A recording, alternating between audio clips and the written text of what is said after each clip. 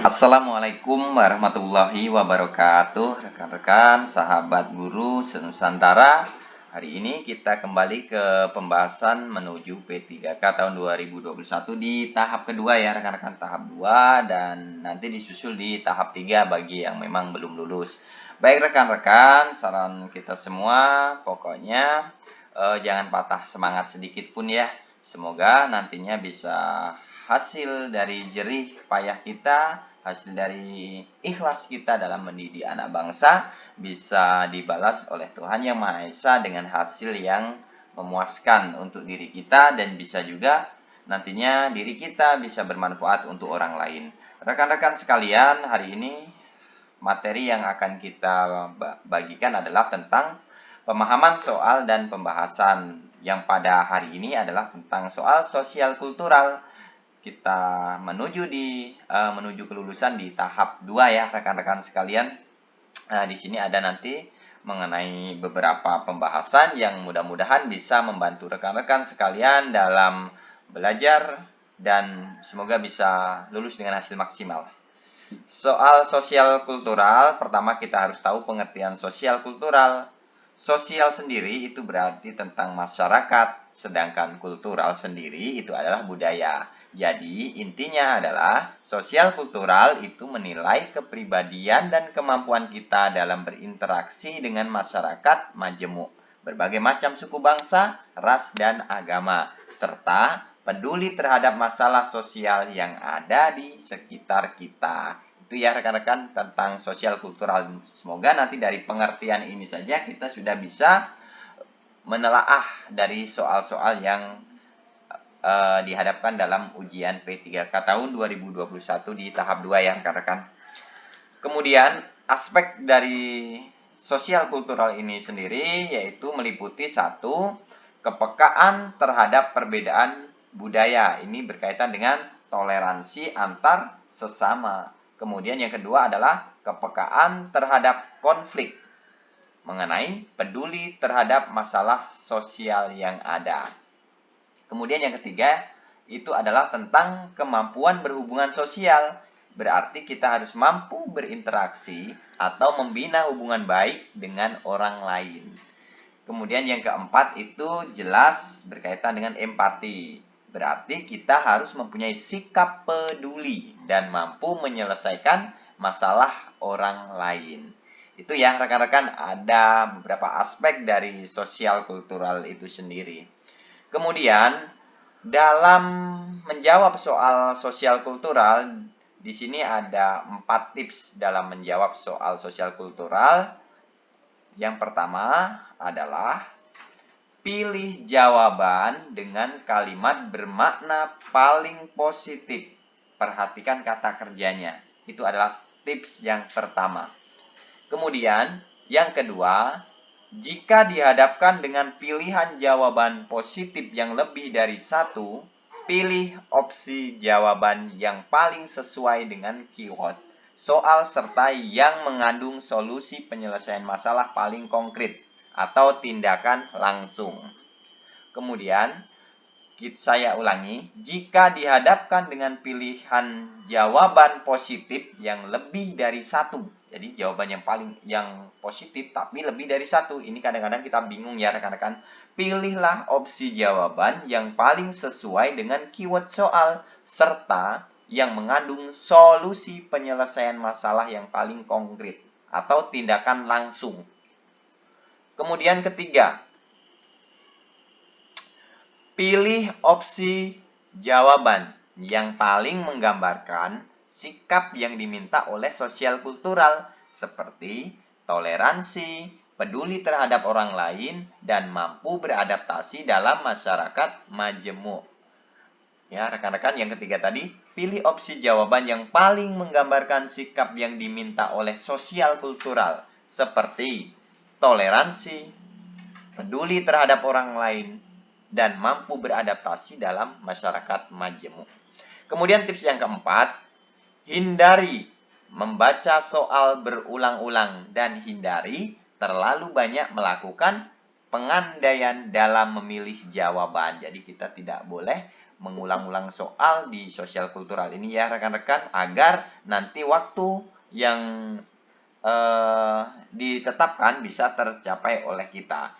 Kemudian kita tidak boleh mengandai-andai dalam memilih jawaban. Kita mulai ya rekan-rekan di pemahaman kita di soal nomor 1 sosial kultural P3K. Soal 1. Suatu hari Anda sedang makan di luar bersama rekan kerja. Beberapa saat kemudian datang seorang anak gelandangan yang mengatakan ia lapar dan meminta uang atau makanan. Sikap Anda terhadap situasi ini adalah A. Memberi ia uang lalu menyuruh pergi. B. Memberikan ia makanan dan uang.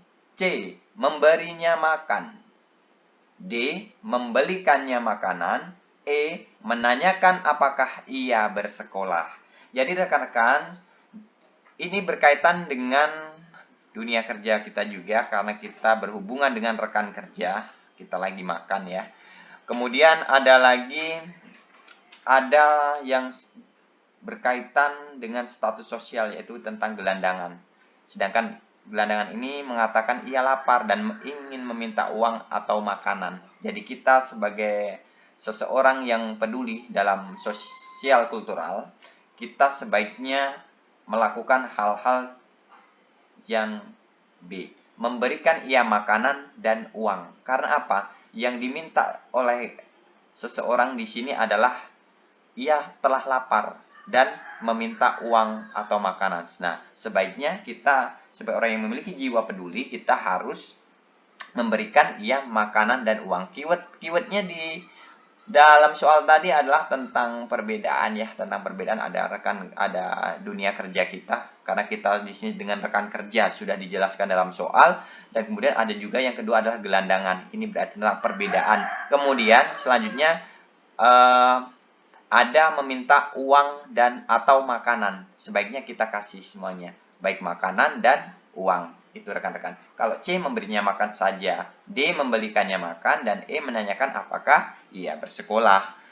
Oke, lanjut di pembahasannya tadi. Soal di atas bertujuan untuk mengetahui tingkat kepedulian Anda dan bagaimana Anda menghargai perbedaan. Alangkah baiknya Anda dapat memberikan makanan pun juga uang kepada anak tersebut. Oke, rekan-rekan, next. Soal nomor 2. Suatu hari, Anda menginap di rumah salah seorang keluarga Anda yang sudah bertahun-tahun tidak bertemu. Keluarga Anda kemudian menghidangkan sebuah hidangan yang tidak Anda sukai. Maka Anda akan A. Makan nasinya saja tanpa menyentuh hidangan tersebut.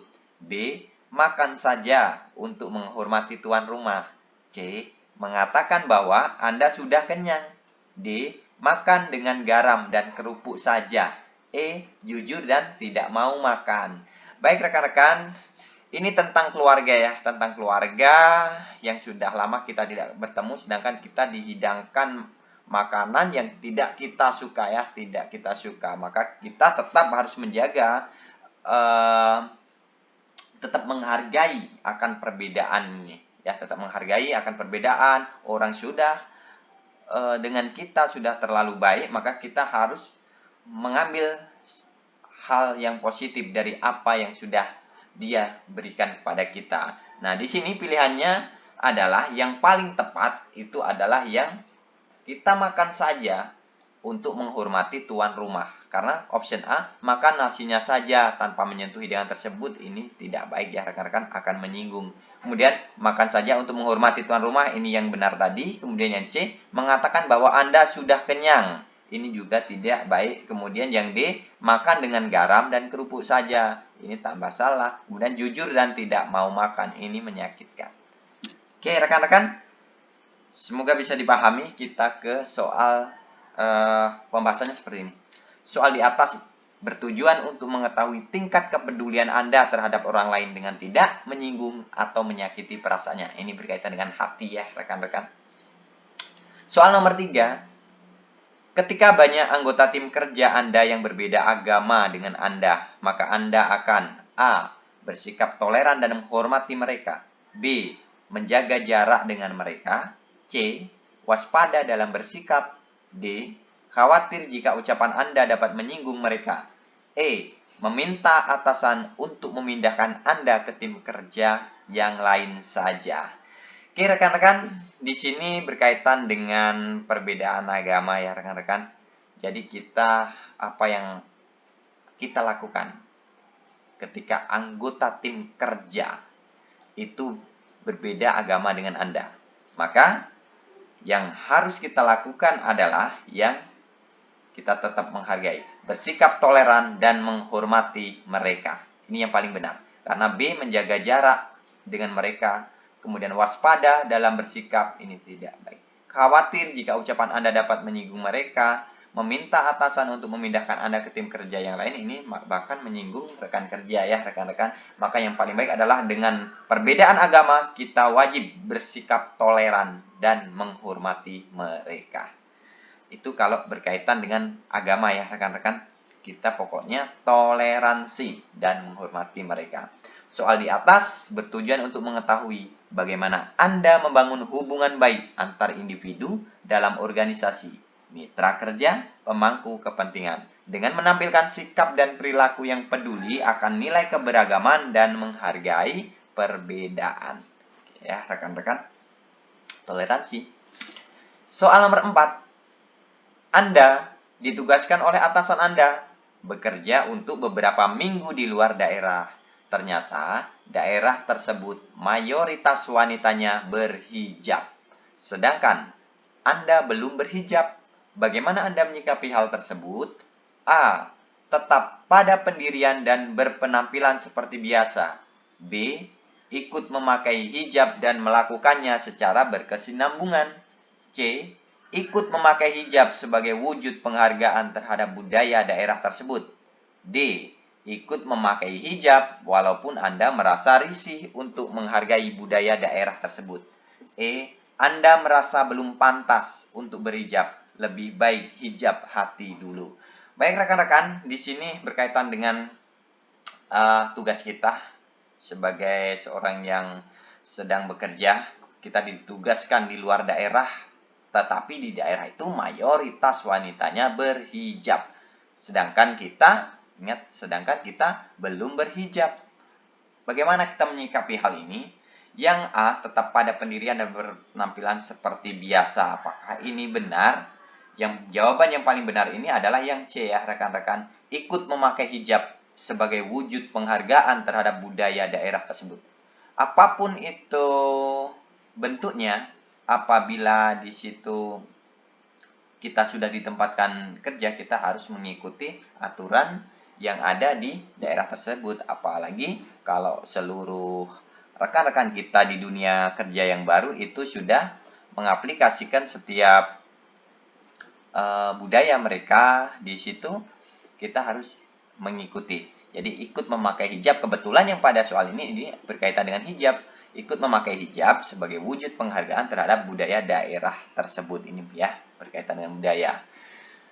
Oke rekan-rekan, pembahasannya seperti ini. Soal di atas bertujuan untuk mengetahui tingkat kepedulian Anda dan bagaimana Anda menghargai perbedaan dengan ikut memakai hijab untuk menghargai budaya daerah tersebut. Oke rekan-rekan, kita ke soal nomor 5. Ketika Anda berjalan, Anda melihat dua kelompok pemuda. Kelompok yang mengolok-ngolok kelompok lainnya karena berbeda etnis. Apa yang Anda lakukan? A. Mengamati tingkah mereka dan bersiap-siap melerai seandainya terjadi bentrokan. B. Menghampiri kelompok yang satu dan menasihati agar tidak mengolok-olok. C. Berusaha memberitahu kepada kelompok pemuda yang satu bahwa berbeda etnis itu bukan masalah. D. Menghampiri kedua kelompok dan mengatakan untuk apa saling mengolok, lebih baik berkenalan. E. Menghampiri kedua kelompok dan mengedukasi mereka tentang perbedaan. Baik rekan-rekan, melihat soal nomor 5 ini berkaitan dengan etnis ya, tentang perbedaan etnis. Sedangkan dua kelompok pemuda ini saling mengolok-olok. Jadi, apa yang harus kita lakukan ketika kita melihat seperti itu? Kita dituntut harus memiliki jiwa yang memang bisa peka terhadap situasi. Kita bisa menyelesaikan suatu masalah apabila ada beberapa kelompok yang memang terjadi sengketa masalah etnis. Jawaban yang paling tepat di sini adalah tentang kita lihat dulu yang A, mengamati tingkah mereka. Mengamati tingkah mereka dan bersiap-siap melerai seandainya terjadi bentrokan. Ini berkaitan dengan etnis ya. Jadi tidak relevan kalau kita amati terlebih dahulu. Kemudian yang B, menghampiri kelompok yang satu. Sedangkan di sini ada dua kelompok. Ini juga tidak relevan. Dari kata ini sudah tidak relevan. Berusaha memberitahu kepada kelompok pemuda yang satu bahwa berbeda etnis itu bukan masalah. Ini juga hanya mementingkan yang satu dulu. D, menghampiri kedua kelompok. Ya, ini sudah benar, kedua kelompok. Dan mengatakan, untuk apa saling mengolok? Lebih baik berkenalan. Ini hanya mengatakan, untuk apa saling mengolok? Lebih baik berkenalan. Oke, rekan-rekan. Jawaban yang paling tepat yang apa ya? Yang E, kita lihat. Menghampiri kedua kelompok. Oke, ini benar. Dan mengedukasi mereka tentang perbedaan. Edukasi ya, benar-benar. Jawaban yang paling tepat adalah yang E. Dihampiri kedua kelompok dan mengedukasi mereka tentang perbedaan. Soal di atas bertujuan untuk mengetahui bagaimana sikap Anda ketika dihadapkan dengan perselisihan di sekitar lingkungan Anda. Alangkah baiknya Anda menjadi mediator penyelesaian konflik tersebut dengan mengedukasi kedua kelompok tersebut ya rekan-rekan. Kita ke soal nomor 6. Dalam suatu rapat perusahaan, pendapat saya ditolak. Peserta rapat, saya akan A. Berlapang dada menerima penolakan. B. Tidak terima dan langsung meninggalkan tempat rapat. C. Berusaha keras meyakinkan peserta rapat untuk menerima pendapat saya. D. Menghargai perbedaan pendapat. E. Dengan berat hati menerima penolakan dan mengikuti rapat hingga selesai. Baik rekan-rekan, kita sering dihadapkan pada masalah ini ketika rapat, baik di dunia kerja, baik dengan dewan guru dan lain sebagainya. Pendapat kita sering ditolak oleh peserta rapat. Namun, apa sebaiknya yang harus kita lakukan? Jawaban antara A sampai E tadi, jawaban yang paling dan benar adalah kita harus tetap berlapang dada menerima penolakan tersebut ya rekan-rekan, karena itu merupakan keputusan rapat, merupakan hasil rapat, sehingga kita harus menghormati hasil rapat tersebut dengan berlapang dada menerima penolakan tersebut. Kalau tidak terima, ini tidak baik. Kemudian berusaha keras meyakinkan peserta rapat. Karena peserta rapat itu kan bukan hanya kita berdua dengan pimpinan, tetapi banyak ya rekan-rekan. Tentunya banyak pendapat-pendapat yang bisa diterima dan ada juga yang pendapat yang tidak. D. Menghargai perbedaan pendapat. Ini sudah benar, perbedaan pendapat ini kita hargai. Tetapi yang paling tepat tadi adalah yang A. Tetap berlapang dada menerima penolakan tersebut. Kalau yang E dengan berat hati, ini salah menerima penolakan ya. Kita harus tetap menerima penolakan tersebut dengan rendah hati. Tidak boleh dengan berat hati ya rekan-rekan. Oke. Pembahasannya seperti ini. Soal di atas bertujuan untuk mengetahui bagaimana respon Anda saat menerima penolakan. Alangkah baiknya Anda dapat bersikap terbuka dan berlapang dada menerima penolakan. Dan dapat Anda gunakan sebagai pembelajaran. Oke ya rekan-rekan. Kita ke soal nomor 7. Suatu hari Anda sedang rapat bersama para pimpinan. Salah seorang pimpinan mengeluarkan pendapatnya. Namun Anda tidak setuju dengan pendapat tersebut, maka Anda akan A. Langsung mengeluarkan pendapat Anda juga walaupun ia pimpinan. B.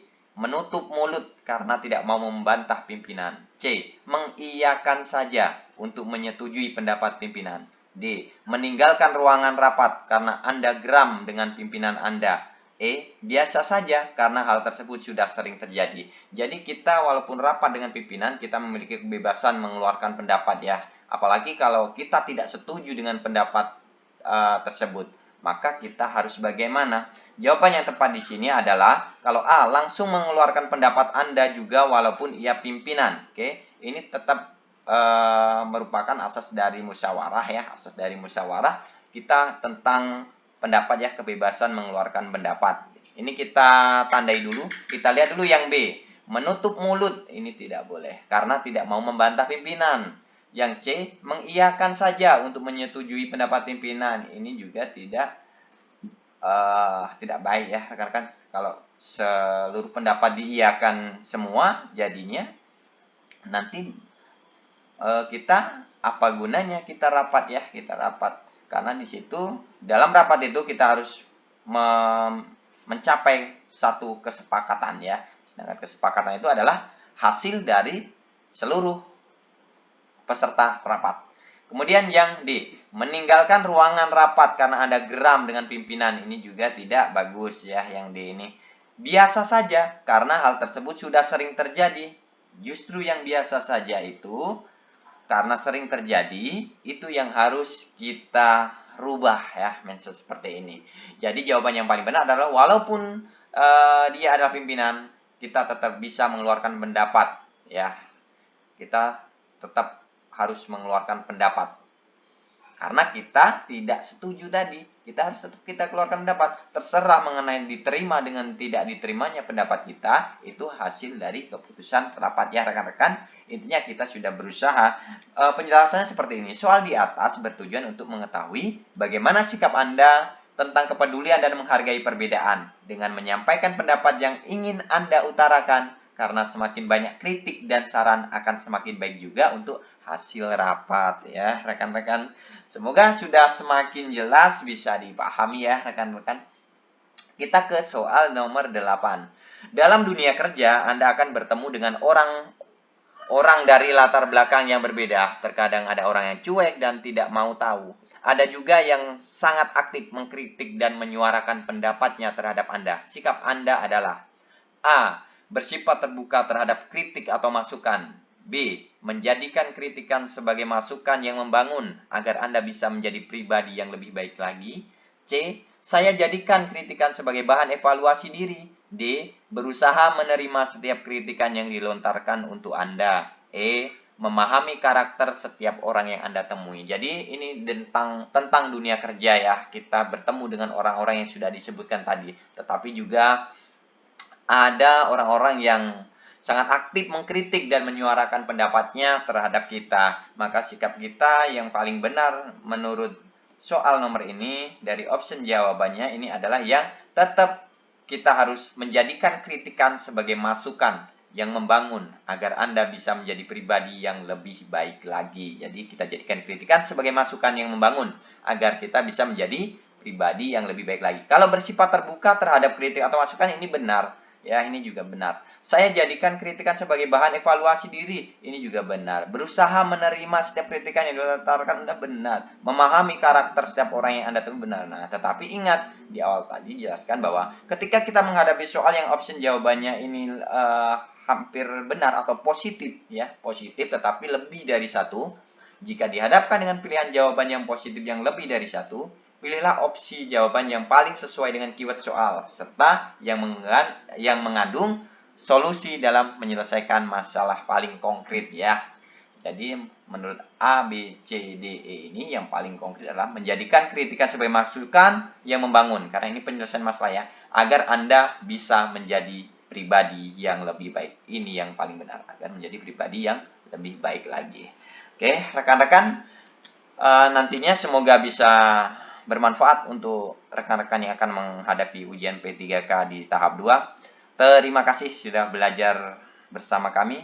Jangan patah semangat sedikit pun ya, wahai guru hebat. Semoga lulus dengan hasil maksimal. Terima kasih. Wassalamualaikum warahmatullahi wabarakatuh.